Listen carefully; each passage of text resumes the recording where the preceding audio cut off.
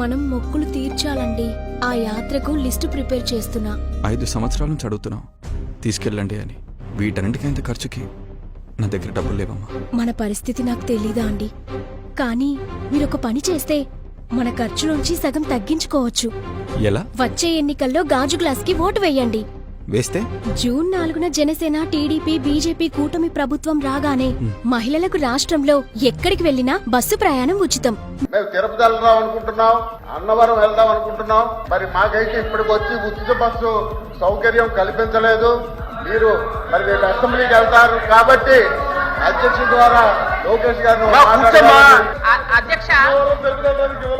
అధ్యక్ష అంటే మహిళల గురించి చెప్పారు కాబట్టి చెప్తున్నాను. మహిళలందరూ గౌరవ ఎమ్మెల్సీ గారి దగ్గరికి వెళ్ళి మాకు అన్నవరం వెళ్ళాలి, తిరుపతి వెళ్ళాలి, బస్సు లేదు అన్నారండి. యాక్చువల్ గా అన్నవరం తిరుపతి బస్సులు ఇస్తామని చెప్పదు అధ్యక్ష.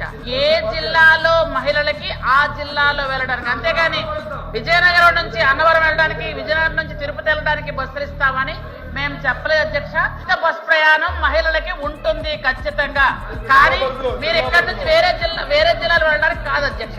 అది క్లారిటీ మీకు ఇస్తున్నాను అంతే. Thank you. జిల్లాలో ఉచితంగా మహిళలకి అని